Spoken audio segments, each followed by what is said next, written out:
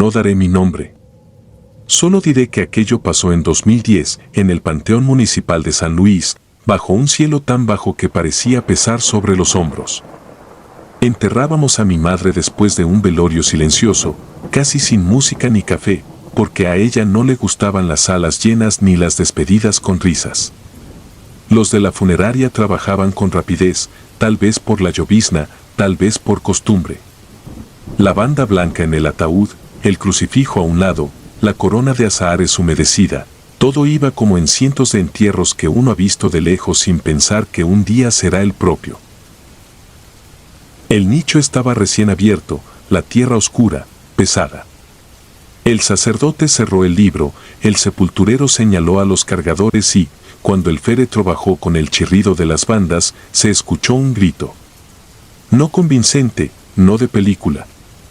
Un alarido crudo, áspero, con aire adentro, que nació de la tierra y subió por las plantas de los pies hasta la nuca. El primer impulso fue mirar a la gente, nadie parecía ser la fuente. El segundo fue mirar el hoyo donde mi madre descendía. El sepulturero se quedó helado. Hubo quien dijo algún ruido de tubería, alguien más pidió seguir, y el sacerdote, con el timbre vibrándole, retomó un rezo breve. Yo di un paso hacia el borde. La tierra seguía quieta, la cuerda tensada, el ataúd acomodándose. Y, sin embargo, el grito seguía allí, más hondo, más lejos, como si viniera de un nivel debajo de nosotros. No puedo explicar por qué no corrí. Me quedé, clavado, con la sensación de que acabar aquello era necesario, aunque cada palada del relleno sonara como una traición. Terminamos. El sepulturero clavó la pala en posición vertical, costumbre del lugar para anunciar que la familia ya podía retirarse. Tenía las manos temblando. Yo también. En la noche, no fui a casa. Regresé al panteón con una chamarra, una linterna y una libreta donde anoté la hora exacta del grito, 12:47. La veladora que dejé se extinguía a ratos con la brisa. El viento arrastraba papeles viejos y hojas de bugambilia. A las 2, el silencio se hizo más denso que cualquier tiniebla. A las 3:13, cuando la ciudad entera parece contener la respiración, escuché un golpe bajo la lápida, como si hubieran dejado caer una piedra en un cuarto enterrado. 1. Luego 2, luego 3, separados por pausas regulares. Saqué el teléfono, grabé. El sonido era claro, numérico, casi una clave. 3, una pausa, 2, otra pausa, 3 otra vez. Yo no soy hombre de códigos, pero su ritmo se me metió en la cabeza como un latido mal sincronizado. Al amanecer fui con el administrador del panteón. No fui a acusar a nadie, tampoco sabía qué denunciar. A veces el subsuelo vibra con el paso de camiones, dijo, sin mirarme a los ojos. Le mostré la grabación. Puede ser eco, añadió, y eso me dolió más que cualquier burla. No estaba negando para defenderse, sino para poder dormir. Pedí revisar la carpeta de la fosa, los registros. Tardó, pero sacó un legajo. Ahí vi que el terreno había sido usado por última vez en 1991. Había un nombre, una fecha de exhumación planeada y cancelada por lluvia 3 semanas antes del entierro de mi madre. Pedí hablar con el sepulturero que trabajó la abertura. No está, dijeron. Vuelva mañana. Volví y no lo encontré. El tercer día me esperó en la salida, con la pala al hombro y la mirada llena de una vergüenza antigua. Yo abrí el hoyo, dijo sin que yo preguntara. El piso de abajo está raro. Hay una bóveda antigua, de las de ladrillo. Tapada, pero se queda un espacio de aire. Cuando bajamos el ataúd, sonó. Yo también lo oí. Apreté la libreta contra el pecho. ¿Podemos abrir? Él miró hacia la caseta del administrador y negó con la cabeza. No sin orden. Y no nos la van a dar. Van a decir que fue el viento. La madrugada siguiente regresé con él. No llevamos pico ni más luz que la de 2 linternas maltratadas. Llevamos oídos. Apagábamos todo cada tanto para escuchar. A las 3:13 los golpes volvieron. Fueron 5 esta vez, no 3. Él se santiguó. Yo no tuve que apretar, así que apreté los dientes. Puede ser agua que cae, murmuró. El agua no cuenta, respondí, y supe que iba a quedarme hasta que alguien con insignias dijera que abríamos. Pero nadie iba a venir por un ruido que nadie quería oír. Al 5.º día encontré un pretexto, una inscripción mal escrita en la cruz de madera. Fui a ventanilla y pedí corregirla. Aproveché para insistir con lo de revisar el subsuelo. Un simple cateo, dije, ni siquiera una exhumación. Me pidieron una solicitud por escrito. La redacté ahí mismo, con la mano entumida. Nunca se procesó. El velador del panteón, no el sepulturero, otro, me detuvo esa noche. Mire, dijo, yo llevo 15 años aquí. No me espanto fácil. Pero en ese lote ya había ruido. Me contó de una mujer enterrada en los 90, de una familia que venía a dejar pan y cartas, de un reclamo porque el terreno se inundaba en temporada de lluvias. Taparon una grieta, añadió, y el aire dejó de salir. Las flores dejaron de caerse. Pero el sonido siguió de vez en cuando. No me pidió dinero ni me ofreció favores. Solo me regaló un dato, busque en hemeroteca el nombre de ella. A lo mejor así entiende por qué se niegan. Fui. Encontré un recorte con su nombre, la edad, el barrio, una frase en nota breve que decía que el féretro rebotó en la bajada por una correa floja y se atoró. Hubo gritos, según los asistentes. El párroco escribió una carta señalando que la gente se deja llevar por el miedo, que no se propagaran historias. Cerré el periódico con las manos frías. Ese no se propagaran historias sonaba idéntico al puede ser eco del administrador. La ciudad prefiere el sueño. Volví a la tumba de mi madre con una sola intención, quedarme hasta que el sonido hablara en un idioma que pudiera entender. Pasaron noches enteras sin nada. En otras, la grava vibraba apenas, como cuando pasa un tren que ya no pasa. A veces parecía que el suelo respiraba. Empecé a responderle a la tierra de la forma más torpe posible, con golpes de nudillos en la cruz, con series de 3 y de 5, replicando lo que escuchaba. No pedía milagros. Solo quería saber si acaso alguien necesitaba que supieran que estuvo allí. Una noche apareció el sepulturero de nuevo, arrastrando la bota, con la pala a un lado. Traje esto, dijo, y me puso en la mano un listón descolorido con un nombre bordado, el mismo del recorte. Salió cuando limpié la orilla. Estaba metido entre los ladrillos, más abajo. Lo sostuve con una mezcla de respeto y rabia. ¿Cuántas más?, pregunté sin mirarlo. Él se encogió. No le sé. A veces la prisa, a veces los papeles, a veces el lodo. Pero cuando algo no cuadra, el panteón te lo dice. Y lo está diciendo. No conseguimos permiso para abrir.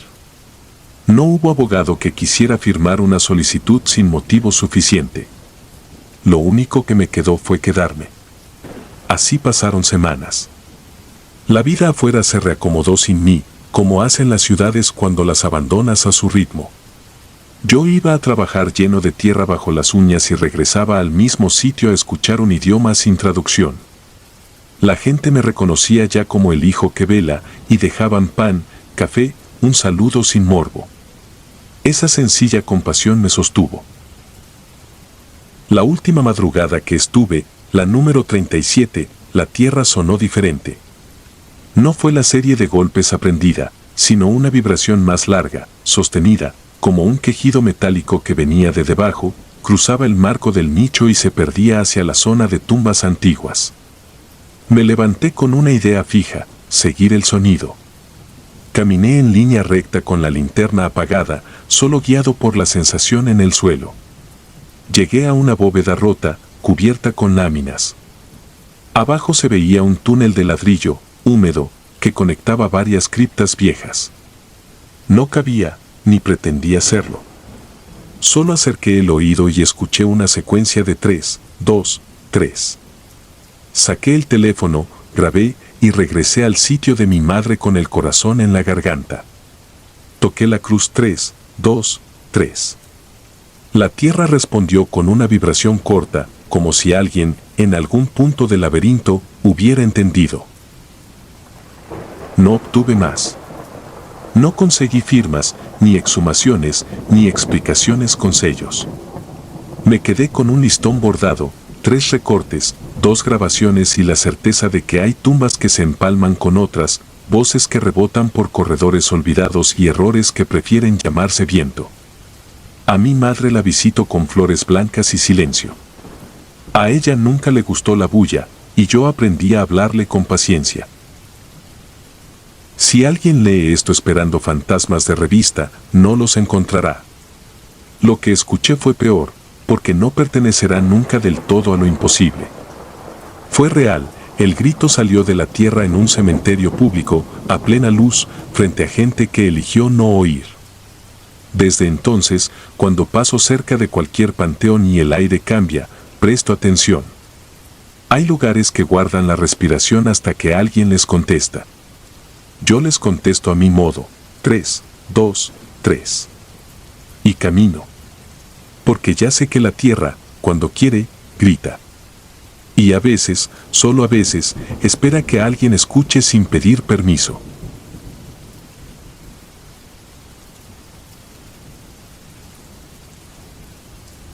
Silencio pagado. Fue en 2010, en una casa de una sola planta cerca del Panteón Viejo de El Fuerte. A mi tío lo velamos en la sala, con las cortinas cerradas y el ventilador de pedestal apuntando al féretro para espantar el calor que se nos venía pegando a la nuca. Yo me encargué de poner café, acomodar sillas y recibir coronas. Llegó gente de todas partes, algunos con la fe colgando del cuello, otros con la mirada ida, como si el cansancio fuese más grande que el luto. Mi madre llamó a un rezandero que arreglaba velorios difíciles. Había escuchado de él en 2 entierros anteriores, decían que, donde llegaba, la noche terminaba en calma. Entró sin levantar la voz, se plantó frente al cuerpo, miró las manos cruzadas, la cara maquillada con prisa, y dijo que apagáramos la música del radio y que nadie empezara el rosario.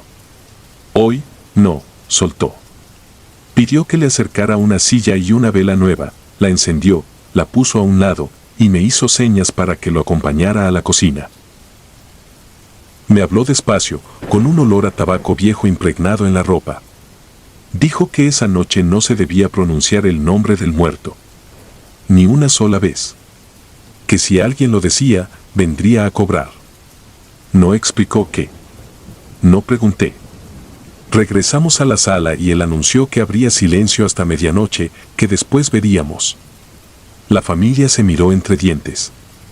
Alguien soltó un porqué, pero él solo levantó la mano. No fue fácil. En un velorio, el nombre se vuelve muletilla. Yo lo vi el martes, él era terco, él trabajaba ahí. Así empezamos a hablar sin decirlo, como si rodeáramos un pozo con cuidado de no mirar adentro. Yo retiré los listones con letras doradas de las coronas, los volteé contra la pared para que nadie leyera.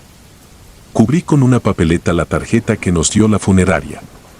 Había papeles de registro, tarjetas, estampas con su retrato, y todo decía el mismo nombre una y otra vez, como si la casa estuviera marcada.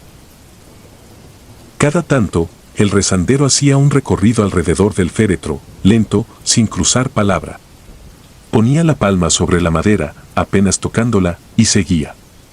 El vidrio del cristal mostraba la cara inmóvil, y noté algo que me dio frío. Cada vez que alguien contaba una anécdota que lo implicaba, la llama de la vela a su lado se inclinaba hacia el interior de la caja, como si el aire fuera chupado por un respiradero invisible.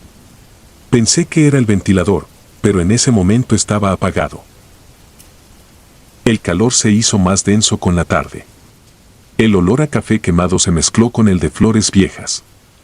Las tías empezaron a cabecear. Un primo, que había llegado con la chamarra del trabajo al hombro, sacó el celular y leyó mensajes en voz alta para distraer a la gente. Tuve que pedirle que guardara el teléfono. La pantalla iluminaba la sala como un faro y la mirada del rezandero, clavada en el aparato, me puso nervioso. A eso de las 9, una vecina se acercó al féretro con un puñado de pétalos y se puso a rezar por su cuenta. Se le quebró la voz y, sin querer, dijo la primera sílaba del nombre. Nadie respiró. El rezandero levantó el dedo índice y la vecina se tapó la boca. El silencio se volvió un animal grande en medio de la sala. Lo sentimos pasar entre las sillas, ir y venir. La vela dio un latigueo y quedó corta, derramándose sobre el portavelas. Me fui a la cocina a buscar otra. Al abrir el cajón, encontré una cinta negra que no recordaba haber visto. La tomé sin pensar y la llevé. El rezandero la miró como si la hubiera estado esperando. Me pidió que la anudara alrededor del vaso con agua que habíamos puesto sobre la mesa lateral, junto a la cruz. Lo hice. No entendí qué cambiaba aquello, pero la gente pareció relajarse un poco. El aire dejó de pesar en los hombros. A las 11 llegó una corona retrasada. El chofer que la traía se metió sin preguntar, cargándola con torpeza, y cantó el nombre completo del difunto para confirmar que era la dirección correcta. Fue un golpe seco en la sala. Nadie tuvo tiempo de impedirlo.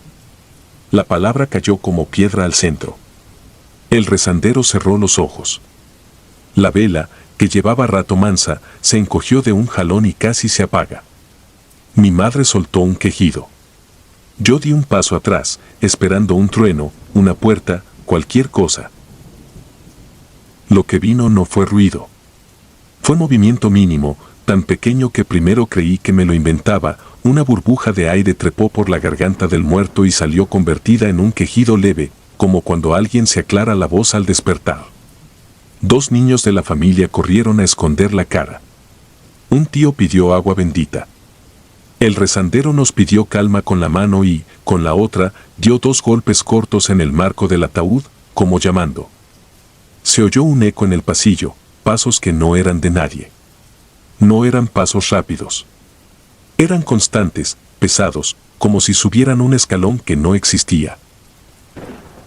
Entonces empezó la manía de repetir el nombre, no en la boca, sino en las cosas. El ventilador, al encenderse, hizo un tic-tic-tic que coincidía con el número de letras. Un foco del techo parpadeó justo cuando la prima más joven pensó en voz alta el apodo con que lo conocíamos. El teléfono de la casa sonó y, en la pantalla, apareció una llamada desconocida, pero con los mismos dígitos que eran los de su fecha. Nadie contestó. El timbre, en cada pausa, parecía hacerse más lento, más grave. El rezandero se acomodó junto a la cabecera del féretro y me pidió la vela nueva.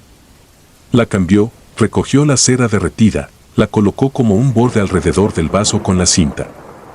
Dijo, por fin, una frase que no olvidaré: todo lo que lo nombra, se guarda. Entonces nos ordenó que cada quien metiera en una caja cualquier cosa con letras, tarjetas, banderines, estampitas, etiquetas de agua. Hicimos un montón como si limpiáramos una mesa después de una fiesta. Los nombres migraron de la sala a ese cajón de madera, y cuando se cerró, la casa pareció exhalar. Faltaba la medianoche. A esa hora llegarían los que no alcanzaron el transporte. Yo miraba el reloj de pared y sentía que cada minuto estaba pegado al siguiente. El calor había bajado, pero no el nervio. La vela nueva ardía recta. Me fijé en un detalle que casi me tira: el sudor del cristal del féretro formaba líneas que, con la luz, parecían trazos. Uno de esos trazos, al juntarse con otro, dibujó la primera letra del nombre sobre su frente. Me acerqué con un paño y lo limpié, con un miedo que no me cabía en el pecho. El rezandero se paró detrás de mí sin que lo oyera venir. No lo mires directo, dijo apenas. A las 12, el portón sonó. 2 vecinos, un compadre y un compañero de trabajo entraron pidiendo disculpas por la hora. El más viejo traía una bolsa con pan y quiso acercarse a darle el último adiós. Se inclinó, y yo vi que sus labios se movían formando la palabra prohibida. Antes de que saliera, el rezandero puso su mano en la nuca del hombre, suave, y lo enderezó. No lo digas, dijo. No fue orden. Fue aviso. El hombre tragó saliva, besó la madera y se retiró a una silla sin hablar. Pasó lo peor cerca de la 1. Afuera, un perro empezó a ladrar sin parar mirando hacia la puerta. La calle estaba desierta. En la sala, la llama de la vela hizo un arco perfecto hacia el vaso del agua y tocó la cinta. No se encendió, solo la marcó. El agua se movió como si alguien hubiera metido el dedo. Dentro del féretro, algo crujió. No puedo explicarlo con términos médicos. Fue un ajuste, un pequeño acomodo de los tendones, un clic que recordaba al de una silla al apretar una tuerca. Alcancé a ver cómo la comisura de su boca se elevaba una fracción, nada más que eso. La vecina creyó ver una sonrisa. Yo sentí que a todos nos estrechaban el pecho con un lazo. El rezandero tomó el vaso, le quitó la cinta negra, la ató al crucifijo del rosario que colgaba del asa del féretro y lo dejó ahí, como si amarrara una puerta. Hasta aquí, dijo. Luego pidió que abriéramos el portón y dejáramos entrar la brisa de la madrugada. La corriente de aire recorrió el pasillo, hizo vibrar la cortina y, por primera vez en muchas horas, la casa pareció casa otra vez. Nos cobró al amanecer. No pidió un precio fijo, dijo que su trabajo había sido cuidar el silencio, y que el silencio se paga entre todos. Cada quien dejó lo que pudo en un plato de peltre. Cuando se fue, la vela seguía encendida, pequeña, obediente. El nombre de mi tío no volvió a sonar esa noche. Lo pronunciamos hasta el cementerio, cuando la tierra ya estaba cerrada y el sol empezaba a calentar las tejas. A veces, cuando paso por esa casa, ya vive otra familia, pienso en la cinta negra atada al rosario, en el agua que pareció moverse sola, en los papeles con letras guardados en un cajón que ya nadie usa. Uno aprende que los nombres son algo más que aire golpeando el paladar. Son llaves. Y hay noches en que conviene no abrir.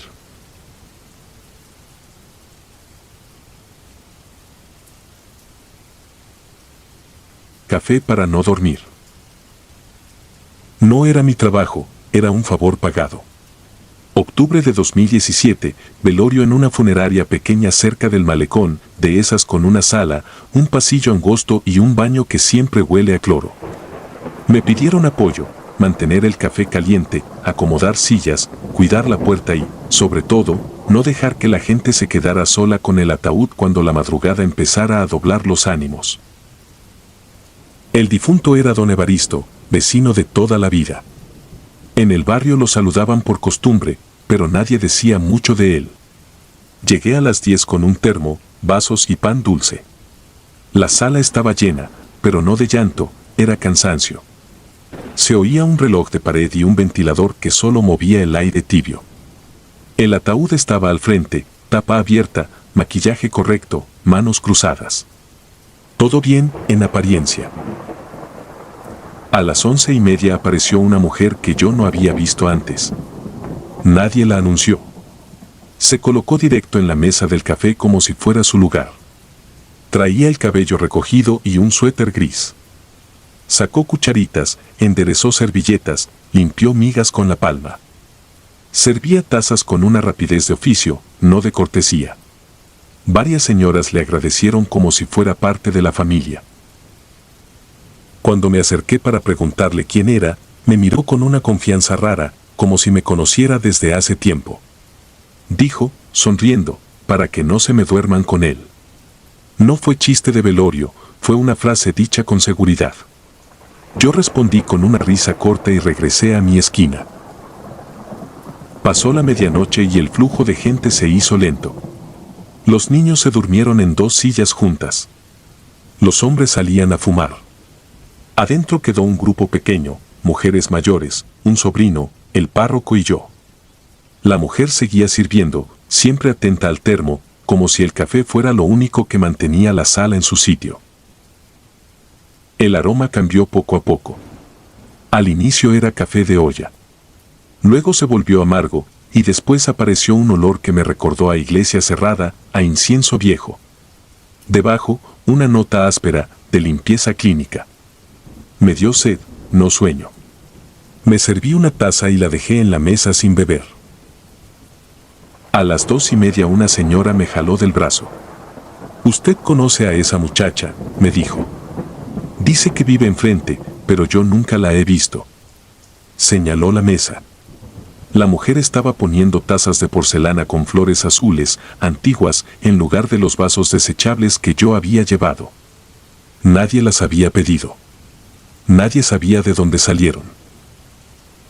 Caminé hacia ella para preguntarle por las tazas. En el pasillo, la lámpara titiló una vez, apenas. No se apagó, solo parpadeó. Cuando volví a mirar la mesa, la mujer ya no estaba. Ni al baño, ni en la entrada, ni en el patio trasero donde guardaban cajas. Era como si alguien hubiera cortado su presencia. El reloj marcó las 3. Varias personas se tocaron la nuca al mismo tiempo, como si una corriente fría les hubiera pasado por detrás. Nadie gritó, pero el silencio se puso tenso, atento. El olor a incienso rancio se cargó en el aire, mezclado con ese fondo químico que no debía estar allí. Y entonces aparecieron 2 cofias dobladas sobre una silla vacía, blancas y rígidas, de las que se usaban antes en hospitales. Encima, un delantal beige con manchas antiguas, marcadas como salpicaduras secas. Olía a formol, aunque juraban que ya no lo utilizaban. Nadie se movió por un segundo. El párroco apretó su rosario. Una prima del difunto se persignó. Y el sobrino, el mismo que había estado callado, respiró hondo y dijo lo que nadie quería oír. No habló fuerte, no buscó atención. Miraba al suelo, como si la vista le pesara. Contó que don Evaristo no murió por un infarto en su casa. Murió en esa funeraria, durante una práctica improvisada de embalsamado para unos aprendices. Dijo que fue descuido, prisa, soberbia. Que el señor se quejó, que pidió parar, que se mareó, y que el encargado de entonces insistió en terminar bien. Que no llamaron ayuda porque se iba a hacer un problema. Que lo llevaron a su casa para que pareciera otra cosa. Yo. El aire se volvió denso, como si la sala completa estuviera conteniendo el aliento. No hubo gritos, solo un llanto bajito en una esquina. Yo me quedé helado, porque esa confesión explicaba el olor, las cofias, el delantal, la insistencia del café como ancla. En ese instante, la taza que yo había servido empezó a vibrar sobre el platito. No era el piso, las sillas no se movían. Solo esa taza. Me acerqué sin tocarla. La superficie del café tenía una película delgada, y en el reflejo apareció, por un instante, una cara que no era la mía. Fue un destello breve, suficiente para dejarme sin saliva. Miré al ataúd. No vi movimiento claro, pero la expresión del difunto parecía distinta, como si el maquillaje ya no sostuviera la calma. El párroco empezó a rezar en voz baja, sin teatralidad, como si estuviera conteniendo un derrumbe. El sobrino tomó una de las tazas de porcelana, bebió un trago largo y se quedó quieto, con los ojos abiertos. La mano le tembló al dejar la taza. Me dijo que ya, alcanzó a soltar, con la voz partida. Que perdona, pero que no le escondan la verdad. No parecía invento. Parecía alguien repitiendo una frase que le acababan de poner en la cabeza. La prima del difunto dio un paso al frente. Sin discurso, sin escena, dijo que al amanecer iban a hablar con quien tuvieran que hablar. Que iban a decir lo que pasó, aunque les diera vergüenza. Que el silencio ya no servía. En cuanto lo dijo, el olor cambió. Se fue lo rancio, se fue lo químico. Quedó solo café, simple, tibio. La tensión aflojó como una cuerda soltada de golpe. Yo busqué con la vista a la mujer del suéter gris. No estaba. Nadie la mencionó. Era como si su parte ya estuviera hecha. A las 4 empezó a llegar el cansancio verdadero. Algunos se fueron a sus casas. Yo me quedé porque me pagaban y porque no quería salir solo a la calle mojada con esa sensación encima. Con la primera claridad de la mañana llegó el encargado. Le conté lo de la mujer, las tazas, las cofias. Se rió nervioso, como quien intenta apagar el tema. Luego fue a la bodega y regresó serio. Aquí no guardamos cofias, dijo. Y ese delantal se tiró hace años. Antes de irme lavé las tazas por costumbre. Al enjuagar la última vi, en el fondo, unas iniciales grabadas, MC. Debajo, una fecha, 1999. Guardé la taza en el gabinete alto, detrás de los vasos desechables, donde nadie mira. Salí con el olor del café pegado en la nariz. Esa tarde supe, por la florería, que la familia movió papeles y buscó a un perito. También supe algo que me cerró el estómago. En 1999 un auxiliar de embalsamamiento murió en esa misma funeraria por intoxicación durante una preparación mal hecha. Se llamaba Marisela Castañeda. Decían que, desde entonces, cuando alguien pretende dormir en esas salas sin decir la verdad, el café cambia de aroma y alguien sirve tazas que no son de nadie. Yo no sé de historias, solo sé de turnos. Pero desde esa madrugada no dejo café servido en una mesa, ni en mi casa. Si hay una taza ahí, me quedo despierto. Porque aprendí que en ciertos velorios el sueño no es descanso, es permiso. Y hay lugares que no lo conceden hasta que uno paga con lo único que duele de verdad, la verdad.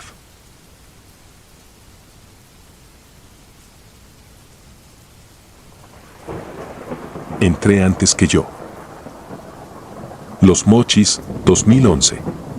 El velatorio municipal tiene una capilla en la planta alta, un cuarto angosto con bancas de madera y un enchufe flojo pegado con cinta. Velábamos a mi tío Efraín. Éramos pocos, mis primos cabeceaban, mi madre rezaba, yo cuidaba el café junto a una bocina prestada para poner cantos. La bocina tenía puerto USB, cargué un pendrive con archivos de la parroquia y lo dejé en repetición. A las 3:03 el display cambió de MP3 a RS. No toqué ningún botón. Soltó un jadeo largo, el aire de alguien que acaba de subir escaleras. Luego, mi voz, ya llegué. El vaso me tembló en la mano. Yo estaba ahí, sin haber subido ni bajado nada. El ventilador zumbaba igual, el café sabía amargo de golpe, una veladora vaciló aunque la ventana estaba cerrada. Acerqué el dedo y presioné pausa. El display siguió en RS. Le bajé el volumen y el jadeo continuó por debajo, como si el aparato tuviera dos capas de sonido. Saqué el pendrive. La grabación siguió. Caminé hacia la escalera. Son 22 peldaños de cemento con pintura saltada. A esa hora, vacío. Miré el pasamanos, la colilla apagada en el primer escalón, el plafón con manchas. No había nadie. La bocina repitió, exacto, mi frase, ya llegué. Bajé el seguro de grabación. El después volvió a MP3, sonó el inicio de un canto y, sin que mis dedos lo movieran, regresó a RS. Desconecté el enchufe. La pantalla murió, pero el jadeo siguió en la sala. Venía de mi teléfono. Notificación nueva, archivo 0313, WAV. Lo abrí. Era el mismo inicio, respiro agitado, paso tras paso, mi voz. Guardé el celular, me acerqué a la caja. La cara de mi tío se veía más liviana que en la tarde, como si el cansancio hubiera terminado por fin. Aparté la mirada. Rasqué el borde del vaso para no pensar. El reloj marcaba las 3:15. El sonido regresó, ahora desde el pasillo. No venía de un aparato, corría junto a la pared, baja, como quien trepa sin querer hacer ruido. Caminé hasta la puerta. Nadie subía. En el descanso vi 2 manchas de tierra frescas, pequeñas, como dibujos mal hechos. Olían a humedad. No había llovido en días. Desperté al guardia y le pedí revisar cámaras. Rebobinó. A las 3:13 la puerta del pasillo estaba cerrada.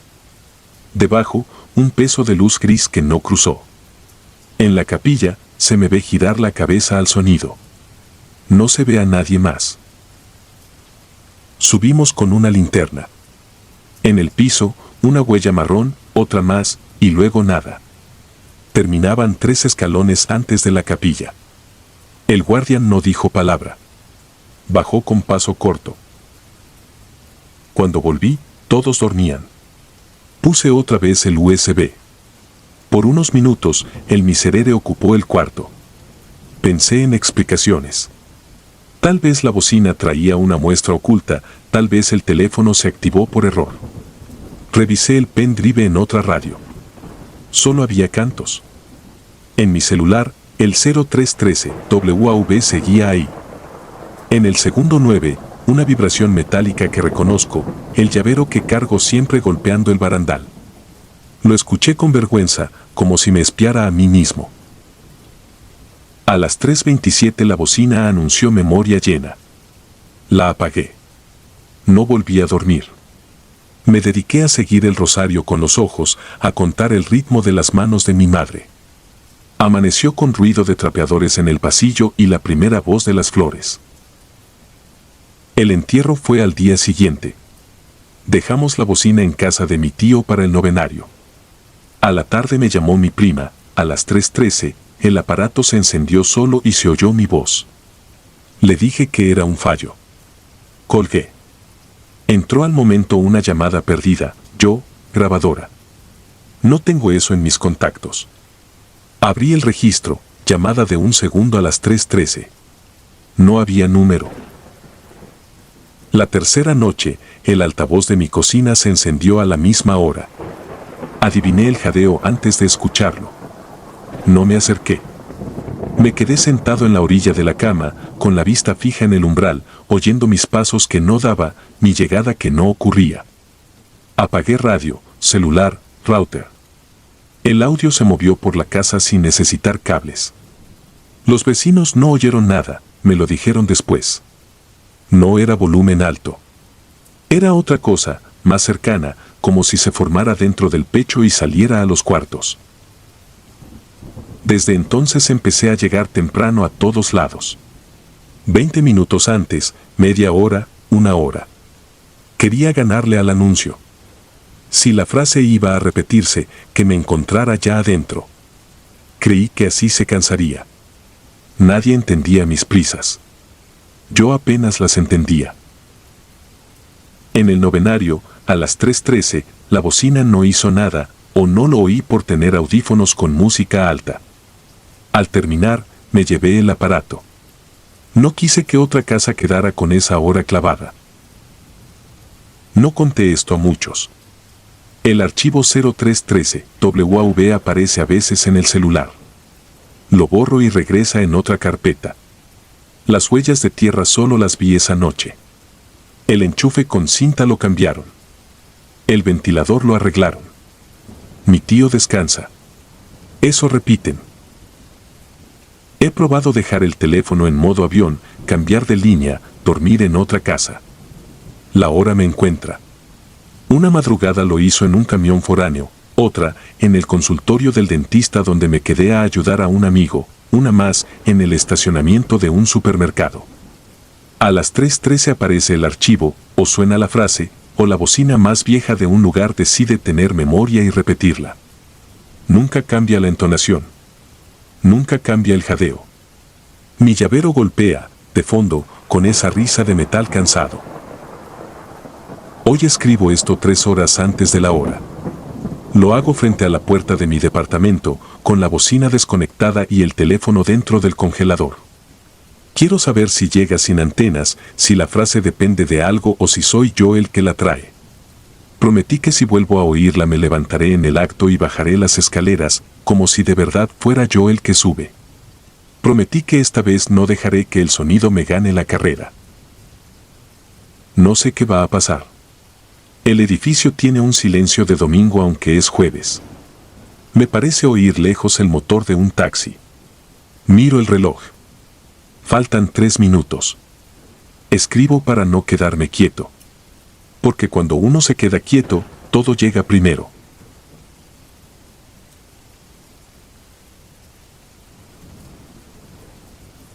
El último renglón. No sé por qué acepté cubrir ese velorio. Yo trabajaba como apoyo nocturno para una funeraria pequeña, de esas que te piden solo quédate y cuida que todo esté en orden, porque la familia está destrozada y siempre hay alguien que se pone necio. Era 2018, en un salón de velación de las orillas de los Mochis, uno de esos lugares donde el aire acondicionado pelea contra el calor y contra el olor dulce de las coronas. El difunto se llamaba Ernesto Valdés. No era cercano mío, ni siquiera amigo, era conocido de conocidos. Aún así, la funeraria me mandó porque faltaba personal y el encargado estaba atendiendo otro servicio. Desde que llegué vi que ese velorio tenía algo raro, pero no de película, raro como cuando en un cuarto hay demasiada gente callada y nadie sabe dónde poner las manos. La foto del muerto estaba junto al altar de flores, bien peinada, bien puesta, como si quisieran convencer al mundo de que así se veía en vida. La familia recibió a todos con educación mecánica, sin lágrima escandalosa, con esa cara dura que sale después de horas de no dormir. A mí me tocó lo normal, vigilar la puerta, revisar que no se metiera alguien ajeno, cuidar la caja de donativos, coordinar el café. A las 9, una señora mayor llegó con una bolsa de plástico bien doblada, como si trajera pan. Preguntó por la viuda y le dijo algo al oído.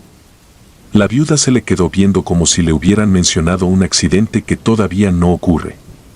Luego me miró a mí, porque yo era el de la funeraria, y me hizo una seña para que me acercara. Esto lo dejó él, dijo la señora, y por primera vez en la noche escuché una voz firme. Dijo que se entregara hoy. A todos. Sacó de la bolsa un fajo de sobres amarillos. No eran nuevos, tenían manchas de dedos y esquinas gastadas, como si hubieran sido guardados y sacados muchas veces. Cada sobre tenía un nombre escrito a mano. No eran nombres completos en todos, algunos eran apodos, otros eran solo una letra y un apellido. Pero había suficientes para que a mí me diera trabajo, conté rápido y vi más de 40. La viuda tragó saliva, como si le pesara el cuello. Yo no sabía de esto, dijo. Y no sonó a mentira. La señora juró que el difunto lo había dejado con instrucciones claras, entréguenlos durante la velación. Que no se vaya nadie sin el suyo. Yo pensé en lo práctico, esto iba a causar drama. Pensé en pleitos, en acusaciones, en familiares sacando cosas del pasado. Pero la familia, en vez de detenerlo, lo permitió. La viuda me pidió que yo los repartiera para que no se hagan bolas. Yo era el tercero neutral, el que podía caminar entre las sillas sin que le lloraran encima. Me puse a hacerlo con la calma del trabajo. Usted es la señora Miriam, usted es el compadre Toño, aquí dice para Raúl. Algunos se sorprendían de recibirlo, otros sonreían con incomodidad, como cuando te dan un papel que no pediste. La mayoría lo guardó sin abrirlo, por respeto. Hasta que alguien lo abrió. Fue una muchacha de unos 20, de vestido negro barato, ojos cansados. Lo abrió detrás de una columna y se le borró la cara. No gritó. Solo miró el papel como si estuviera leyendo su acta de nacimiento al revés. Luego lo dobló y lo metió de nuevo, y salió al pasillo con la respiración corta. Ahí empezó el efecto dominó. La gente se dio cuenta y comenzó a abrirlos, disimulando. Yo seguí repartiendo, pero ya sentía las miradas clavadas, ya sentía el cambio en el ambiente. No era tristeza, era otra cosa, como desconfianza.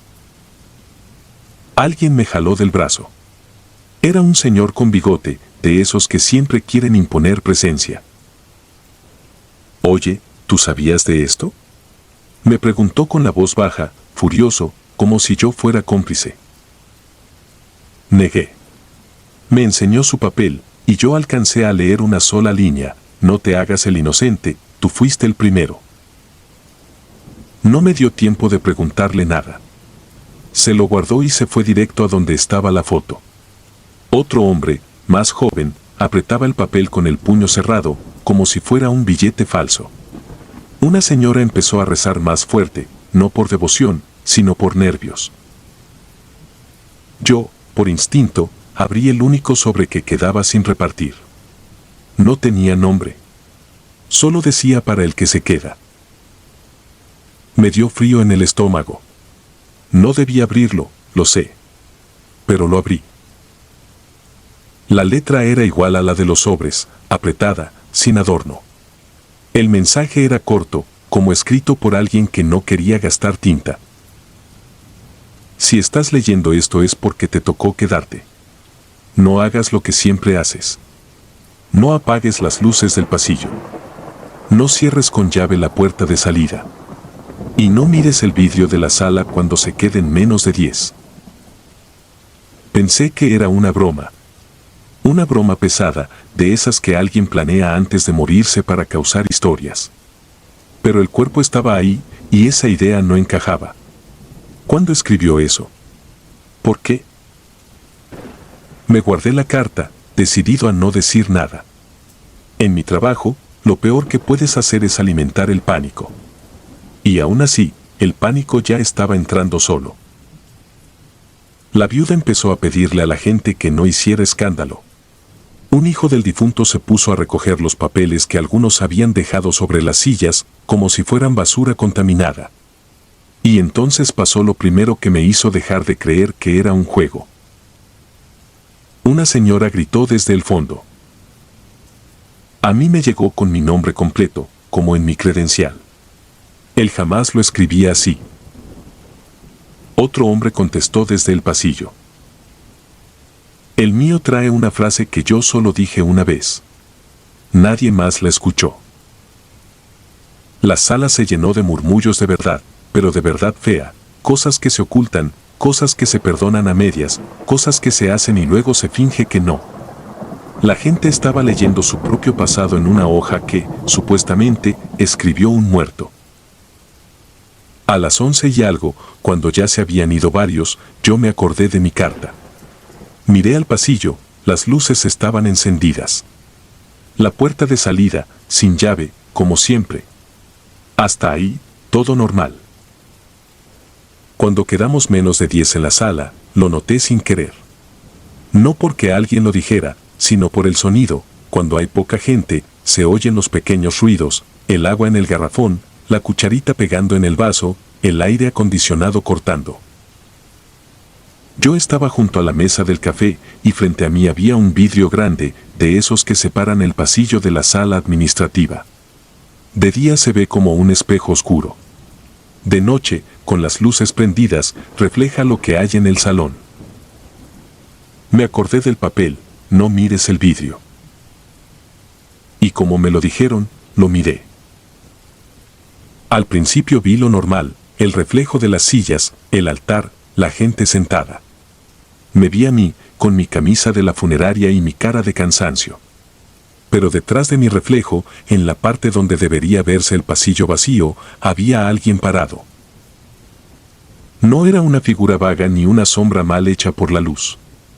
Era alguien con traje oscuro, quieto, pegado al marco de la puerta del pasillo, como esperando su turno. Lo vi clarito por el reflejo, pero cuando giré de inmediato, el pasillo estaba vacío. Volví al vidrio. Ahí seguía. Igual de quieto. Sentí la desesperación de pensar, me estoy sugiriendo, me estoy asustando solo. Me froté los ojos, respiré, volví a mirar. Seguía ahí. Y lo peor no fue verlo, fue reconocerlo. Era Ernesto Valdés. No como en la foto bonita. Era él, con el mismo peinado, la misma forma de pararse, la misma mandíbula. Pero con una expresión que jamás le vi en vida, como si estuviera serio porque por fin lo estaban escuchando. Me quedé pegado al piso. Quise gritarle a alguien que viniera, pero me dio vergüenza, miedo de verme ridículo. Alcancé a tocar a la viuda con la mano, sin palabras, señalando el vidrio. Ella lo miró. Se le fue el color de la cara y se sentó de golpe, como si las piernas ya no fueran suyas. Nadie más lo vio. O nadie quiso decir que lo vio. El hijo del difunto, el mayor, se levantó furioso. Se acercó al vidrio y lo golpeó con la palma, como queriendo demostrar que no había nada. El vidrio no se movió. El reflejo tampoco. Pero en ese instante, el hombre del reflejo levantó la mano. No saludó. No hizo un gesto amable. Solo levantó la mano como cuando alguien va a tocarte el hombro por detrás. El hijo retrocedió. Se le quebró la voz. Y ahí sí, el miedo se volvió colectivo. Empezaron a salir, sin correr, pero rápido. Uno tras otro, como cuando en un barco alguien grita fuga y nadie quiere ser el último. Yo intenté mantener la calma, pero mis manos temblaban. Me repetía que era cansancio, que era la luz, que era la mente. La viuda se quedó sentada, mirando la foto, como si estuviera negociando con algo. Me pidió, casi sin mover los labios, que le leyera su carta. Yo no quería, pero ella insistió. La carta decía solo 2 líneas.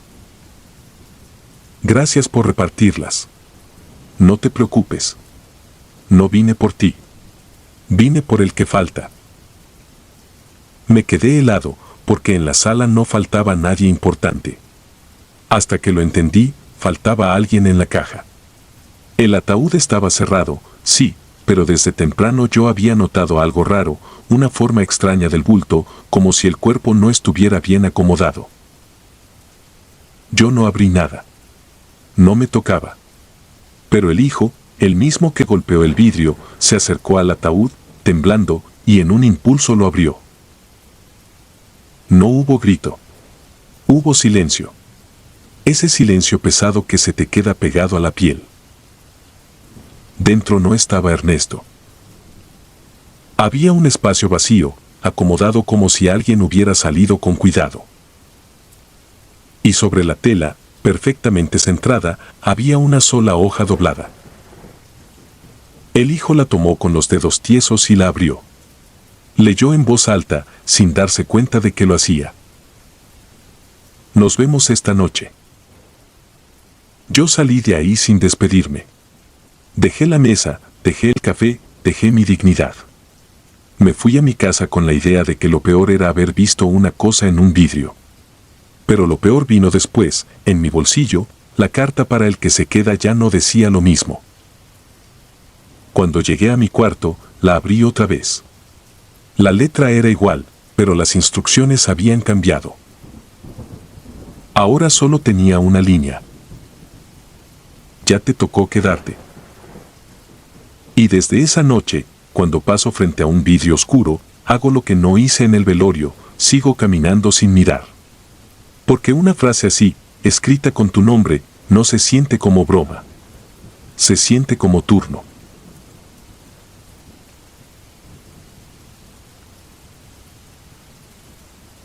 El ataúd no estaba solo. Yo no trabajaba en funerarias. Al menos no de planta. En 2018, con 27 años y una deuda encima, acepté turnos sueltos como apoyo, cargar sillas, servir café, vigilar que no faltara papel en el baño, cosas así. Me pagaban en efectivo y no pedían tantas preguntas. Por eso esa noche terminé en un velorio en las afueras de Los Mochis, en una sala privada que rentaban familias cuando la casa ya no alcanzaba para tanta gente y tanto dolor. El fallecido se llamaba Fabián. No era pariente mío. Yo estaba ahí por el encargado, un tipo al que todos decían el Chava, porque se le juntaron 2 servicios y necesitaba manos. La familia llegó temprano, pero el ataúd ya estaba acomodado desde antes, al centro, con flores alrededor y veladoras eléctricas para que nadie se quemara. El detalle raro lo noté desde el principio, el ataúd estaba cerrado, con herrajes bien ajustados, y encima tenía una cinta ancha, de esas que se usan en paquetería, atravesada como si fuera un sello. Me acerqué para enderezar un arreglo y el Chava me jaló del brazo. Ni lo toques, me dijo bajito. La orden es clara, cerrado toda la noche. No pregunté por qué. En esos trabajos, lo mejor es no meterse. La gente sufre y a veces se ponen agresivos por cualquier cosa. Aún así, conforme fue llegando la familia, vi que la regla no era capricho del encargado, sino de ellos mismos. Una señora mayor, la tía de Fabián, repetía como mantra que nadie debía abrirlo. Y cada vez que alguien preguntaba, ella respondía, así lo dejó el ministerio. Así se queda. No parecía una familia de problema. Llegaron con comida, con café en termos, con panés. Hablaban en voz baja, rezaban, se turnaban para acompañar a la viuda. Había llanto, sí, pero también esa calma pesada que a veces se instala cuando ya no queda nada que hacer más que esperar a que amanezca. A las 11 y tantos, la mayoría se fue quedando dormida en sillas. Yo seguía en la esquina, atento. Me pidieron dos cosas, no dejar entrar extraños y, sobre todo, no abrir el ataúd aunque se escuchara lo que se escuchara. Esa frase la dijo un primo de Fabián, con cara de no querer estar ahí. No le di importancia al principio.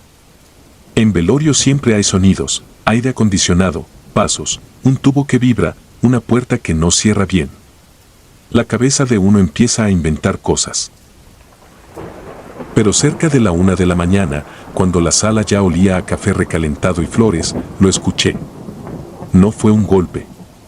Fue como una presión breve, una vibración apagada, como cuando alguien empuja desde adentro de un mueble pesado y la madera responde sin moverse. Duró un segundo. Después, silencio. Me quedé quieto, esperando que alguien más lo notara. Nadie se movió. El chava, que estaba en recepción, ni siquiera levantó la vista del celular. Quise convencerme de que había sido la puerta del baño o una silla. Caminé hacia el ataúd para revisar que no estuviera rozando con el pedestal. En ese momento me llegó un olor extraño, no fuerte, pero fuera de lugar, como a tierra mojada. No debía oler así. La sala estaba seca, el clima prendido, y afuera no había llovido. Me agaché, pegué el oído al costado, y de inmediato me arrepentí. Volvió la vibración, más clara. Luego, algo que me heló, porque no se parecía a nada mecánico, un sonido húmedo, como una respiración trabajosa, contenida, pegada a la madera. Me enderecé de golpe. Me vi en el reflejo del vidrio de una foto de Fabián, yo pálido, con los ojos demasiado abiertos. Regresé a mi esquina, tratando de parecer normal. Las manos me temblaban, así que las metí en los bolsillos. Pasó media hora sin nada. Empecé a pensar que el cansancio me estaba jugando chueco. Fue entonces cuando un niño se levantó. Tendría unos 8 años. Se bajó de las piernas de su mamá, caminó directo al ataúd y se quedó viéndolo, como si algo lo llamara. La tía mayor lo vio y se levantó de inmediato. Lo sujetó del hombro y lo regresó a su lugar sin decir palabra. Pero el niño se volteó antes de sentarse y señaló el ataúd con el dedo, con esa seguridad cruel que tienen los niños cuando no entienden el miedo de los adultos. Está vivo, dijo, así, seco. Hubo un murmullo general. La mamá le tapó la boca al niño, avergonzada. La tía mayor se quedó parada, rígida, mirando al ataúd como si quisiera atravesarlo con la vista. Nadie discutió. Nadie hizo chistes. Solo bajaron más la voz, como si el simple hecho de nombrarlo fuera peligroso. Yo no estaba dispuesto a quedarme con la duda.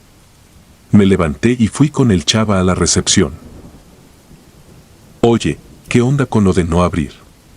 Le pregunté. El chava soltó el aire por la nariz, cansado. Se cayó feo, dijo. La familia no quiso que lo vieran. Y ya. Me quedé mirándolo. No era toda la verdad.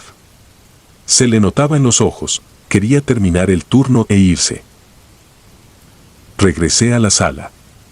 El primo de Fabián, el mismo que había dicho la frase rara, estaba fumando afuera. Me le acerqué. No quería incomodarlo, pero ya traía el miedo amarrado en la garganta. ¿Qué significa eso de aunque se escuchara? Le pregunté. Me vio como si yo fuera un tonto por preguntar. Luego miró hacia la puerta de la sala, como cuidándose de que no lo oyeran. Lo trajeron tarde, dijo. Y nos dijeron que no abriéramos por nada. Que era mejor así. Que ya estaba listo. pero mi tío pagó por ver y por cerrar. ¿Ver qué? Insistí. El primo apretó la mandíbula. No te metas, compa. Nomás haz tu chamba. Entró de nuevo y me dejó con el cigarro en la mano sin prender. Volví a mi esquina. El aire se sentía más frío. O tal vez era yo. Me quedé mirando el ataúd cerrado, la cinta atravesada, los herrajes brillando bajo la luz blanca. Pensé en el niño diciendo está vivo con tanta calma. Pensé en el olor a tierra mojada. Y entonces pasó lo que hizo que todo se rompiera. Alguien, en la segunda fila de sillas, soltó una carcajada nerviosa. Era un tío joven, de esos que se emborrachan para aguantar el dolor. Se puso de pie tambaleando y dijo que ya basta, que qué clase de velorio es ese, que él sí quería despedirse. La viuda le pidió que se sentara. La tía mayor se levantó y le dijo que no. El hombre la empujó suave, pero la empujó y caminó directo al ataúd. Yo reaccioné tarde. Cuando llegué, ya estaba arrancando la cinta con las uñas. La familia se acercó, pero nadie se atrevía a tocarlo. Había miedo y vergüenza al mismo tiempo, como si todos supieran que esa pelea ya había pasado antes, solo que ahora con público. El hombre levantó la tapa del ataúd lo suficiente para asomar la cara. No la abrió completa. No hizo falta. Su expresión cambió al instante. Se le borró el alcohol. Se quedó tieso, mirando hacia adentro como si hubiera visto algo que no cabe en la cabeza. Yo también miré. Y todavía me cuesta escribirlo sin sentir ganas de vomitar. El cuerpo de Fabián estaba ahí, sí, acomodado como en las fotos, con ropa formal, manos cruzadas. Pero no estaba solo. Pegado a su pecho, medio cubierto por el saco, había algo vivo, encogido, del tamaño de un niño pequeño. No era un animal común. Tenía piel húmeda, sin pelo, y se movía despacio, como cuidándose.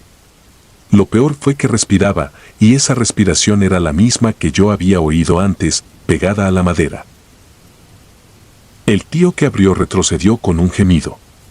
La viuda gritó y se tapó la cara. La tía mayor se lanzó hacia el ataúd con una fuerza que no le había visto y trató de cerrar la tapa, pero lo que estaba adentro se movió y empujó desde abajo, como queriendo salir. Yo metí las manos para ayudar a cerrar, por puro instinto. Sentí el aire caliente que salía de ahí, un olor agrio mezclado con tierra mojada. La tapa se resistía, como si algo estuviera atorado. En ese forcejeo, vi una cosa que no se me olvida. Los dedos de Fabián se movieron un poco, apenas, como si respondieran a esa presencia sobre él. No fue un espasmo. Fue lento, torpe, como un reflejo tarde. Logramos cerrar a la fuerza. El chava corrió, puso otra cinta, apretó los herrajes como pudo. La tía mayor temblaba, pero seguía ordenando, mandando a todos a sentarse, a callarse, a no hacer escándalo. Nadie llamó a la policía. Nadie pidió ambulancia. Nadie quiso explicar. Solo había pánico y una idea compartida: si lo nombraban, si lo sacaban a la luz, se les iba a venir encima. La sala quedó en silencio. Un silencio pesado, de los que te zumban en los oídos. El tío borracho se puso a llorar como niño, sentado en el piso. La viuda repetía el nombre de Fabián sin gritar, como si estuviera rezando. Yo me quedé parado, sin saber qué hacer con mis manos. Miraba el ataúd cerrado como se mira una puerta que no debe abrirse. Quise pensar que lo que vi no era real. Pero ahí estaba la prueba: desde dentro, de vez en cuando, se sentía esa presión breve, como si algo acomodara su peso, buscando aire. A las 5, cuando empezó a aclarar, la familia salió sin mirarme. El chava me pagó y me dijo que no volviera a hablar de eso. Asentí. No por obediente, sino porque no había manera de contarlo sin que sonara a locura.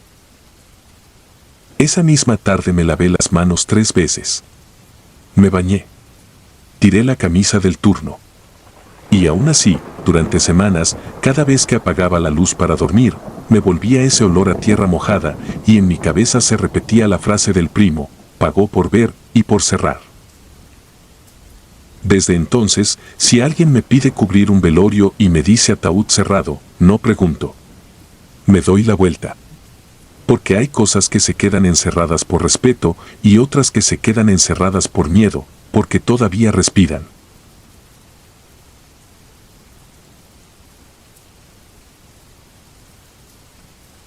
El límite del velorio. Cuando murió mi mamá, la casa se quedó con un silencio que no era normal.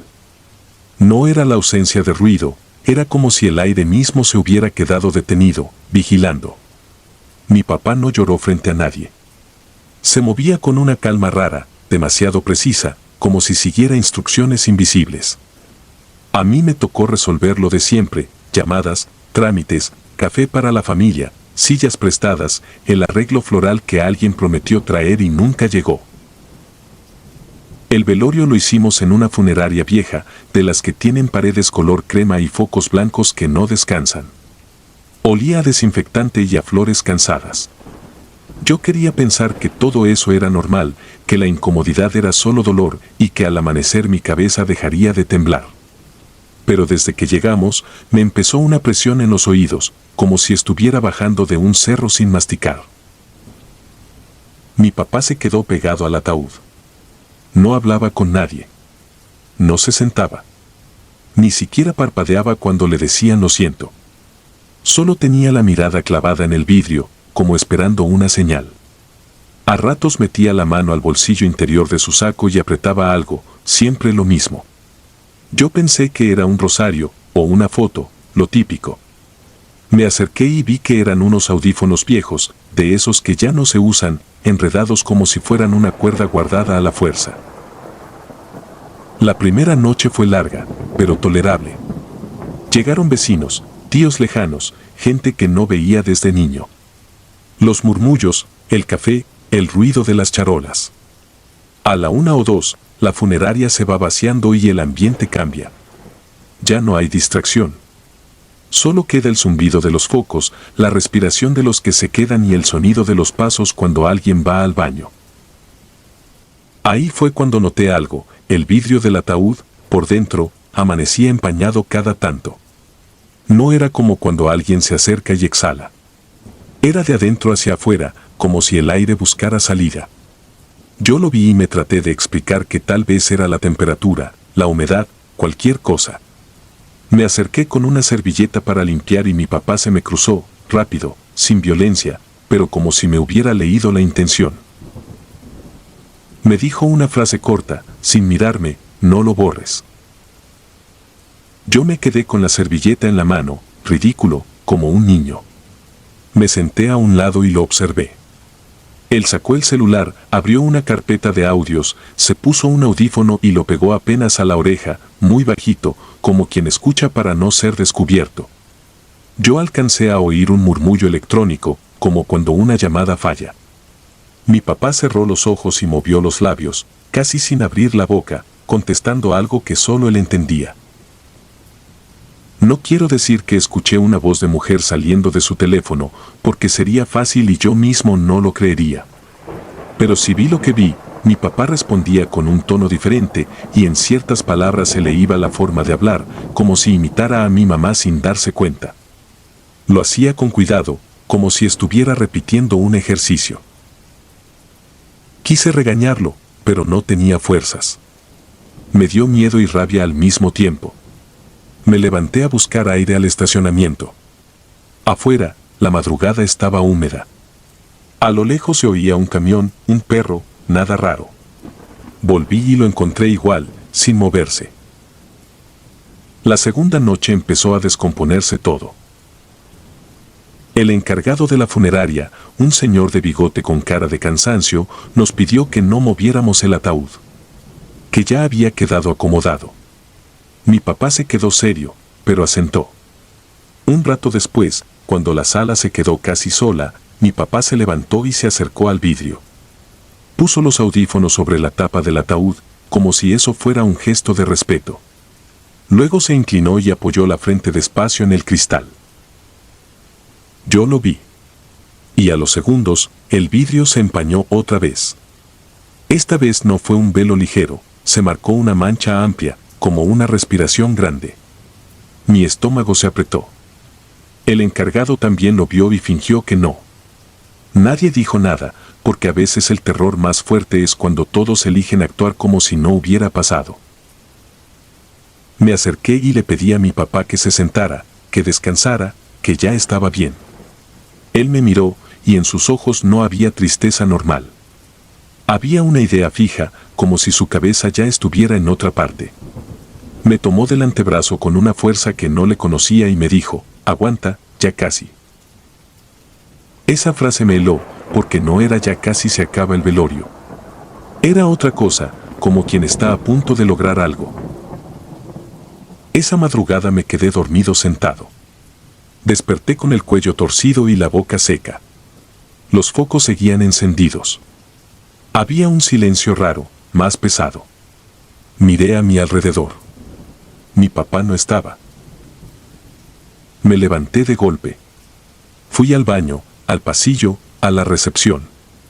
No había nadie, solo el encargado cabeceando detrás del mostrador. Le pregunté por mi papá. Me dijo que lo vio salir hace rato, como si fuera lo más normal del mundo. Me asomé por la puerta principal, el estacionamiento estaba vacío. Volví a la sala y miré el ataúd. El vidrio estaba limpio, completamente limpio, como si alguien lo hubiera pulido con paciencia. Ahí me entró una certeza absurda, mi papá no había salido a fumar. Había ido a otra parte. No pensé en la casa. Pensé en el panteón. Agarré las llaves y manejé sin sentir el cuerpo. El zumbido de los focos parecía seguirme en la cabeza. En el camino, mi celular vibró 2 veces. No contesté. Llegué al panteón y vi su coche mal estacionado, como dejado al aventón. Empujé la puerta y entré. No había nadie, obviamente. Pero el ambiente no estaba vacío. Se sentía como cuando llegas a un lugar donde la gente acaba de discutir y ya se fueron. Caminé por los pasillos de tierra hasta el área donde estaba la tumba de mi mamá, recién marcada. Ahí lo vi, mi papá estaba hincado, con una vela blanca encendida en un frasco de vidrio. Tenía los audífonos puestos y el celular en el suelo, grabando. No sé por qué no le grité. Me acerqué despacio, como si tuviera miedo de interrumpir un cable pelado. Él hablaba bajito, pero no parecía rezar. Parecía negociar. Sus frases eran cortas, como siguiendo una lista aprendida en internet. Pedía permiso, pedía señal, pedía respuesta, repetía el nombre de mi mamá como si fuera contraseña. Y cada vez que decía el nombre, el aire se ponía más pesado, como si el panteón se cerrara alrededor. Le puse la mano en el hombro para que reaccionara. Mi papá se volteó, y juro que por un segundo no lo reconocí. Su cara tenía una rigidez extraña, como si alguien lo estuviera sosteniendo desde adentro. Me agarró la muñeca. Su mano estaba fría, demasiado para estar vivo. Me apretó y me jaló hacia la lápida. Yo traté de zafarme, pero el miedo me dejó torpe. Sentí el borde de piedra bajo mis dedos. Y entonces pasó lo que me desarma todavía al recordarlo, la losa se levantó un poco, apenas un palmo, como si algo empujara desde abajo con paciencia. No fue un golpe ni una explosión. Fue un movimiento lento, deliberado, como una puerta que se abre lo mínimo para mirar. Intenté echarme hacia atrás y ahí sentí dedos en mi cuello. No vi de dónde. Solo sentí la presión exacta, en el lugar exacto, como una mano que sabe dónde apagar a alguien. Me quedé sin aire. Mis uñas rascaron la piedra. Mi vista se llenó de puntos. Quise llamar a mi papá, pero apenas me salía sonido. Alcancé a ver su cara encima de mí y en su expresión había algo como alivio. Como si al fin hubiera conseguido que ella se asomara. Sus labios se movieron y no estoy seguro de si lo dijo él o si lo oí dentro de mi cabeza, no me jales. Todo se apagó. Desperté en mi cama, empapado de sudor, con la garganta adolorida como si de verdad me hubieran apretado. Me senté de golpe. Era de mañana. Mi celular estaba en la mesa de noche. Tenía notificaciones de grabadora de voz, como si hubiera estado trabajando sola. Abrí los audios. Había varios, cortos, grabados a distintas horas. En el primero se escuchaba mi respiración y, de fondo, la voz de mi papá diciendo el nombre de mi mamá. Luego venía otra voz, muy baja, como desfasada, como si estuviera en otro ritmo. No voy a describirla con detalles que suenen a película, porque fue peor, sonaba real, como un audio viejo, con una forma de hablar conocida y aún así ajena. La voz decía frases incompletas, repetidas, como si intentara agarrarse de una idea para no perderse. En otro audio se oía un golpe seco y después un silencio largo. En el último, se escuchaba un encendedor, la flama y la respiración de alguien muy cerca del micrófono. Luego, la voz de mi papá, cansada, dijo, ya. Ya estuvo. Y se terminó. Me vestí sin pensar y corrí a la funeraria. El velorio seguía, pero la sala se sentía distinta, como si hubiera pasado una tormenta adentro. Pregunté por mi papá. Nadie sabía. El encargado me vio pálido y me llevó aparte. Me dijo que mi papá llegó de madrugada, solo, con la ropa sucia de tierra. Que se sentó a un lado del ataúd y no volvió a hablar. Que al amanecer se recargó en la pared y se quedó dormido. Pero ya no despertó, dijo el encargado, como si le diera vergüenza decirlo. Lo vi en una camilla, en un cuarto de servicio, tapado hasta el pecho. Tenía una expresión tranquila, casi agradecida. En su mano derecha apretaba el frasco de vidrio con la vela consumida hasta el fondo, como si la hubiera dejado terminar completa. En la otra mano tenía los audífonos. Yo no lloré ahí. Me quedé parado, sintiendo que la realidad estaba mal acomodada. Pensé en la losa levantándose, en la presión en mi cuello, en los audios. Pensé en lo fácil que es cruzar un límite cuando estás roto y alguien te vende la idea de que puedes recuperar lo imposible. Esa semana hicimos otro velorio. Esta vez, doble. La gente decía que tragedia, que mala suerte, pobrecito. Nadie sabía lo que en verdad había pasado, y yo no lo conté. No porque me diera pena, sino porque entendí que nombrar ciertas cosas es como volver a prender la vela. Cuando por fin fui al panteón a dejarlos, llevé una hoja doblada en el bolsillo. La puse dentro del nicho, detrás de las flores, donde nadie la viera.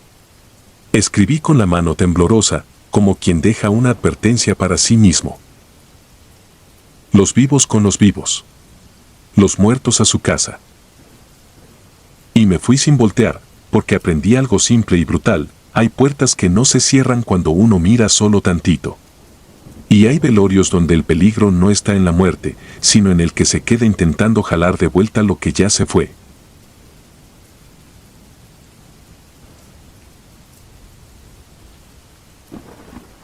El ataúd se acuerda. No sé en qué momento empecé a medir la muerte con detalles pequeños.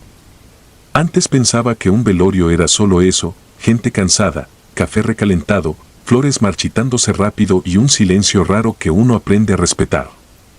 Después de lo que pasó en 2016, en una capilla vieja a las afueras de Tepic, entendí que hay noches donde el cuerpo no es lo único que se vela. Yo trabajaba como chofer para una funeraria. No era un puesto elegante, pero me gustaba porque tenía reglas claras: recoger, trasladar, firmar papeles, esperar sin estorbar, regresar. Nada de inventar historias, nada de opinar, nada de yo creo. En ese trabajo aprendí que el dolor ajeno se mira desde lejos y que lo peor que puedes hacer es convertirte en parte del drama. Esa tarde me asignaron el servicio de un hombre llamado Don Eusebio. 60 y tantos, infarto, hospital público, todo rápido. La familia pidió velarlo en capilla, no en casa. El velorio sería largo, de esos que se estiran porque llega gente de lejos y porque a veces la culpa hace que uno alargue la despedida para no enfrentar el día siguiente. Cuando llegamos, me quedé a un lado, cerca de la puerta, haciendo lo que siempre, revisar que las velas estuvieran firmes, que el soporte del ataúd no se moviera, que el vidrio superior estuviera limpio. Lo de vidrio era un extra caro, pero esa familia lo pagó. En la tapa había una ventana amplia, como para obligarte a mirar. Yo no suelo mirar mucho. Aprendí a ver sin quedarme. La capilla olía a cera nueva y a cloro, como si alguien hubiera querido borrar el rastro del hospital con limpieza. Aún así, en cuanto acomodaron las coronas, se instaló ese otro aroma que no se quita, piel fría y flores calientes. Al principio todo fue normal. Llegaban vecinos, daban el pésame, se sentaban, rezaban con la mirada clavada en el suelo. El sacerdote no llegó, dijeron que más tarde. Yo solo escuchaba pedazos de conversación. Nadie quería hablar de don Eusebio como persona completa, solo como el señor, el difunto, el papá de... Y entonces apareció lo primero, lo que después me costó explicar sin que pensaran que exagero. Cada vez que alguien decía su nombre, el cristal del ataúd soltaba un aliento tenue. No era un sonido escandaloso, no era un golpe. Era aire escapando por la ranura, como cuando abres una bolsa sellada. Lo noté porque estaba cerca, cambiando una vela que se había inclinado. Lo vi, una ligera neblina en el vidrio, una salida breve, y luego nada. Como si adentro hubiera presión. Pensé en cosas prácticas. A veces, cuando el ataúd está muy sellado, el cambio de temperatura hace esas trampas. A veces los sellos no quedan perfectos. A veces la gente imagina. Me lo repetí para no quedarme con esa sensación de estar oyendo algo que no debía. Pero se repitió. Una señora se acercó, apretó el rosario en la mano y dijo: Eusebio, ya descansa, y otra vez el aire. Un muchacho de chamarra negra comentó: era bien terco, don Eusebio, y otra vez, aunque no lo dijo como despedida, lo dijo como si lo llamara. En cuanto el nombre salió, el vidrio se empañó por un segundo y el borde de la tapa dejó escapar ese resuello breve. Volteé hacia el ataúd con atención, sin disimular. Nadie más parecía notarlo. O lo notaban y fingían que no, que es otra de esas cosas que no conviene nombrar para que no crezca. La familia estaba al frente. La viuda, una mujer pequeña con ojeras profundas, miraba fijo. No lloraba. Tenía esa cara de quien ya lloró todo antes, en el hospital, cuando aún había máquinas y no flores. A un lado estaban los hijos. 2 hijas calladas, y el hijo mayor, Arturo, de brazos cruzados, como si estuviera castigado por estar ahí. En los velorios, el rencor se nota más que el llanto. Arturo ni se acercaba. Se quedaba cerca de la pared, mirando a todos, evitando el ataúd como si el simple acto de acercarse fuera una derrota. Con el paso de las horas, el fenómeno dejó de ser casual. Se volvió casi una regla incómoda, nombre dicho, aire fuera. Me quedé atento, con esa manía que me da cuando algo no cuadra. No quería meterme, pero tampoco podía ignorarlo. Hubo un momento en que una de las hijas, la menor, se arrodilló al lado del ataúd. No dijo nada. Solo apoyó la mano en el borde de la tapa, en silencio, como si hablara sin voz. Y en ese gesto, sin nombre, no pasó nada. Ni una nube en el vidrio. Ni aire. Ni temblor. Nada. Entonces entendí que no era el dolor lo que disparaba aquello, era el nombre. Como si al nombrarlo lo llamaran, como si el sonido tuviera llave. La abuela llegó ya de noche. La reconocí por la forma en que entró, no pidió permiso, no pidió asiento, no pidió calma. Entró con autoridad, con un rebozo oscuro y una bolsa de pan envuelto en servilleta. Traía ese olor a cocina que en una capilla parece fuera de lugar, como si viniera a recordarles que el mundo sigue teniendo hambre. Se acercó al ataúd, lo miró sin parpadear, y después se giró hacia Arturo. Lo señaló con la barbilla, sin usar la mano. No dijo groserías. No alzó la voz. Con ella, lo más duro era la calma. Arturo se endureció más. Negó con la cabeza.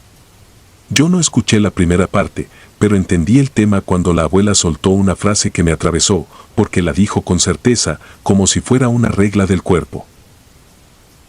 Que se despidiera. Que lo nombrara. Arturo murmuró algo que no alcancé a distinguir. Algo de que no merecía. Algo de que ya era tarde. Algo de cuentas pendientes.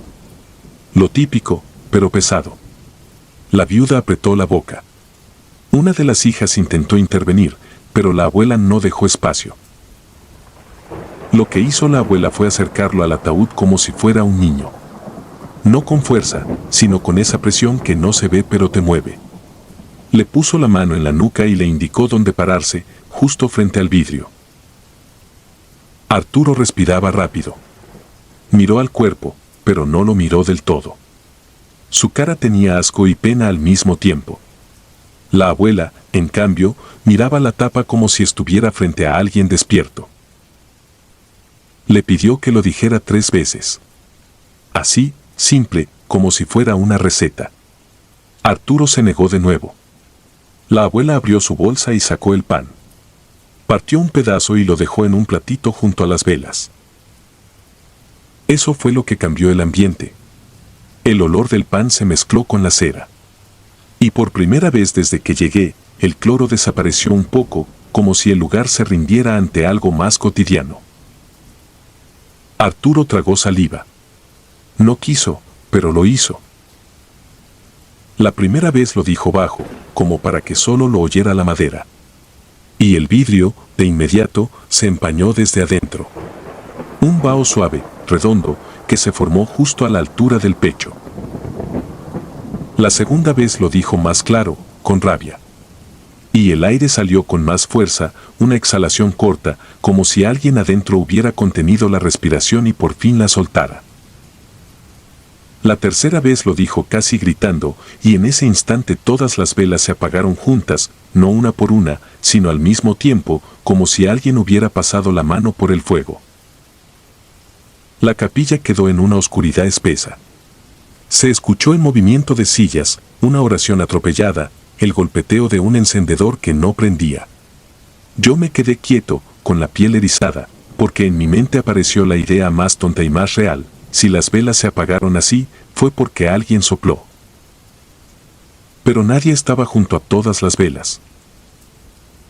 Alguien consiguió prender una. Con esa luz mínima empezaron a encender las demás. Y cuando el brillo volvió, vimos lo que hizo que a mí se me aflojara el estómago. En el vidrio del ataúd, desde adentro, había un corazón trazado en el vaho. No era un manchón. Era una forma clara, infantil, como dibujada con un dedo. El corazón se quedaba ahí, temblando ligeramente por la diferencia de temperatura. No era pintura, no era grasa. Era puro vaho obedeciendo a una mano invisible. La viuda soltó un gemido corto, como de quien reconoce algo sin querer reconocerlo. Las hijas se taparon la boca. Arturo dio un paso atrás, pálido, y por primera vez lo vi derrotado. La abuela no se sorprendió. Solo lo miró a él, esperando. Arturo se acercó otra vez, muy despacio. Se inclinó hacia el vidrio y dijo una sola palabra, la única que se le pudo caer del orgullo. Perdón. Nada más. No hizo promesas, no lloró, no se justificó. En cuanto lo dijo, el corazón empezó a borrarse solo, como si el vaho se recogiera de regreso. Se deshizo de arriba hacia abajo hasta que quedó vidrio limpio. Al mismo tiempo, dejó de salir aire por la ranura, como si el ataúd por fin hubiera encontrado su quietud. Y pasó algo aún más raro, algo que me sigue persiguiendo porque no fue visual, fue del cuerpo. El olor cambió. De golpe, la capilla dejó de oler a hospital. Se fue ese tufo a medicamento, a desinfectante y cansancio. En su lugar quedó un aroma a pan recién hecho, igual al que traía la abuela en la bolsa. Como si el lugar aceptara, por fin, que ahí no se estaba peleando contra la muerte, sino cerrando algo que quedó abierto. Yo pensé que era sugestión. Me lo repetí, como siempre. Pero vi a otros reaccionar. Un señor se llevó la mano a la nariz, confundido. Una de las hijas miró el platito del pan y luego el ataúd, como si no entendiera de dónde venía ese olor. La abuela, con tranquilidad, guardó el resto del pan. Se sentó. Y por primera vez en toda la noche, la gente dejó de moverse tanto. El murmullo bajó. El aire se estabilizó. Hasta el llanto se oyó distinto, como si ya no fuera pelea sino cansancio. Yo me quedé en la puerta, con las llaves en el bolsillo, esperando el momento en que me tocara salir. No me gusta quedarme más de lo necesario. Pero esa vez, por primera vez, sentí que si me iba antes, iba a dejar algo incompleto, como si el lugar necesitara testigos. A la madrugada, cuando la mayoría ya dormía en sillas o se había ido, la abuela se levantó y se acercó al ataúd. No dijo nada. Solo acomodó el platito vacío junto a las velas. Luego pasó su mano por el borde de la tapa, como si revisara el cierre. Y ahí, muy bajito, casi para ella, dijo que ya estaba. Yo no volví a escuchar aire. No volví a ver vaho en el vidrio. No volvieron a fallar las velas. Al amanecer, firmé los papeles y ayudé a cargar. Al mover el ataúd, el olor a pan se quedó un segundo en mis manos, aunque yo no había tocado el pan. Desde entonces, cuando alguien en un velorio pronuncia el nombre del muerto con demasiada insistencia, me dan ganas de pedirles que se calmen, que no lo llamen de más, que a veces el nombre no es memoria sino puerta. No lo hago. Me quedo callado. Porque hay cosas que, si las dices en voz alta, vuelven a respirar.